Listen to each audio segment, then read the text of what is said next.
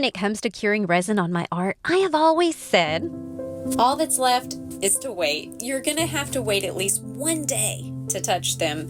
It's best if you wait at least 3 days before touching. well, that was until today. Y'all, I cannot wait to show you how the Resiners G3 resin curing machine completely flipped the script on my resin curing process. Now, I was totally skeptical because Resiners designed this machine to cure resin quickly, especially in molds. And I was thinking, there is no way you're going to take my resin curing time from 1 to 3 days down to a couple of hours. I mean, come on, y'all. That is way too good to be true, right? Wrong. I can't wait to show you guys all of the trials and errors I went through to get the perfect setting for our art stones. Let's get into it. When I plugged it in and turned it on, it was already set on flat mode for 2 hours at a temperature of 140 degrees Fahrenheit. I think that must be the most popular setting for curing resin in molds. So naturally, that was the first setting I tried. Let me show you guys what happened. So typically I cover my art stones front and back with art resin. I leave them sitting on this styrofoam block that has toothpicks in it. Each toothpick is coated a little bit with petroleum jelly. That helps the resin not stick. You'll want to remember that. Anyway, I don't think it's wise of me to put this styrofoam in that G3. So let me show you what I did instead. So typically that styrofoam block would be resting in one of the art cabinets on the other side of my art room. I think that just helps cut down on the fumes and the dust in my resin. So I had to do a little construction to my cabinet to accommodate my new G3 resin curing machine. Check it out, y'all. Now I have everything I need to resin right here in one place, all tucked away in this cute little cabinet. Y'all, the noise that you hear is not the resining machine. There is an air purifier down here in the bottom that I keep. I feel like it just helps a whole bunch when it comes to the fumes and things that come from our resin. I say better safe than sorry. Anyway, check out how this is going to go for me now. All I have to do is pull out this little shelf. I can remove the lid from the resin machine and I can set up these cute little wooden stands that I crafted from toothpicks and these little wooden discs. I got a whole video. I'll leave that linked below for you. I give each toothpick just a little touch of this petroleum jelly to keep the resin from sticking to it. I'm putting them in the resin curing machine and then I'll go back over to my art desk and I will use my resin mixture. I'll coat them just like I always do. I noted the temperature and the humidity level in my art room and I can't wait to see how this first try goes. Now, I've got some really pretty art stones here and I can't wait to give them a try. I'm trying different materials. This large one I crafted out of Ultra Cal and it has acrylic paints on it and some are metallic. Then this little one here is a regular river rock with just some metallic paint and regular acrylic paint. This smaller one is crafted out of hydrostone and I used glitter and I used watercolor. So I coated them all in the art resin. I used the torch to get rid of any bubbles and I turned on my machine. I put it away in the cabinet and I closed the door. I'm going to say it wasn't long after that there was a really strong smell of the resin coming from there. So I did add a seal to my cabinet door and now I don't smell anything at all. When it was completely done, I went back in and I checked my thermometer I'd put in the cabinet. I was just curious, make sure it didn't get too hot in there. It was fine. And the machine was finally done with its cool cycle. Oh my gosh.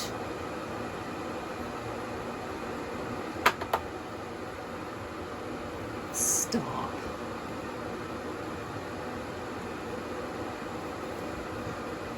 Oh my gosh, that is so cool. So as you can tell by my honest reaction there, I was completely blown away. Like, how in the world is this possible? Y'all, these are completely dry. But I did notice I had some pretty big imperfections in my resin. Of course, I do what I always do and I blame myself. I thought I did something wrong and I'll just get to it later. So I went to finish having dinner with the family and then I came back to figure it out. All right, now I was in the predicament of figuring out exactly how to make this machine work for my art. The first thing I thought was maybe it was those little art stands that I put in there, so I tried a silicone mat. My second thought was, well, I wonder if it was because of the Vaseline on the toothpicks. So I tried one with and one without. My third thought was with my art stones having some bubbles in it, I thought maybe the temperature was just too hot for my art stones. So I turned the temperature down 10 degrees, and to compensate for that, I turned the time up to 3 hours, and I want to give that a try. Now, I used plain old art stones because when the resin messes up on these, you have to go through quite a process to sand that off and do it again, and I didn't want to do that. So I'll be using plain art stones from here on out. So I tucked them away in the cabinet for 3 hours, and I couldn't wait to check on them. Y'all, I checked the one on the resin stand that had the Vaseline. It had the best finish on the bottom overall, but still splotchy. The one that didn't have any of that petroleum jelly on it, splotchy too. But y'all look, it also had those resin bubbles. The last one on the silicone mat, y'all, I just straight up didn't like the finish that mat left to it, but it was also splotchy. So back to the drawing board, I had to figure out what was causing this. I was for sure that those bubbles were being caused by the little holes inside of my stones, so I took a Posca marker and I just kind of circled them to see if that's where the bubbles were forming. I also thought maybe it's just the material of the rock. So I tried 3 different natural rocks to see if that had anything to do with the bubbles and the weird inconsistencies I was getting. And then I think I thought of what most of us would think of. Maybe I just am mixing the resin wrong. Y'all, it really is giving that look. You know how if you get a little bit more resin than you do hardener or vice versa, it doesn't dry properly and it leaves that really weird hydrophobic look to the stone. So by now, those first stones that I tried in this machine where I had really messed up the finish, I had the backs of those all sanded down, repainted, re-signed, and I was ready to resin them again. So with the same batch of resin that I'm using on these stones I'm putting in the machine, I also resin those original 3 stones, and I put over here in this cabinet to let them dry naturally, just to kind of make sure I wasn't the problem here and mixing the resin wrong. I mean, you never know. I've done crazier things. So I patiently waited another 2 hours for the results. So when I pulled them out, y'all, it was more the same. I had real rocks in there. I had handmade rocks in there. I tried the shiny side of a silicone mat. I tried the dull side of the mat. I tried my resin stands with and without the Vaseline. And I even at one point thought maybe it's because I have this machine in a cabinet. I pulled it out. I did it in a tabletop setting. I thought maybe it was the paint that I was using on my stones. So I did a stone without any paint at all on it. I did a regular rock without any paint on it. Y'all, I just kept getting the same results over and over again. It didn't matter what I did. I could not figure out how I was supposed to dry my resin in a couple of hours and get that gorgeous finish that we all love. I was just about to give up and admit defeat and say it really is too good to be true, but then I remembered something. When I cleaned out my resin cabinet, because I was so excited about getting the new machine, I pulled out like my styrofoam block and all the toothpicks. I pulled out all the paperwork, blah, blah, blah. I pulled out the most important piece of information that I didn't take into consideration. It was temperature. I had this little bitty piece of paper taped to the inside of my cabinet to remind me that art resin recommends your temperature be between 75 degrees and 85 degrees. Oh my gosh, you guys, that's it.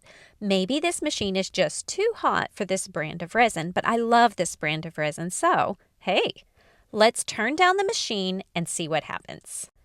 Well, it wasn't surprising, but they weren't dry yet. However, they were on their way. It was almost bedtime for me, so I set it again and I let it go for 4 hours and I went to sleep. When I woke up, they were completely dry and flawless. So it was at this point I finally decided I should reach out to Resiners. Y'all, I told them about all the trials I had been through. I told them that I thought this machine was just too hot. My resin company suggested 75 to 85 degrees. How do I make this machine work for me? And the nice folks over there, you guys, they reminded me that there is a second setting on this machine, tall mode. I swapped it over to tall mode, no questions asked, and I put a whole nother batch of stones in there.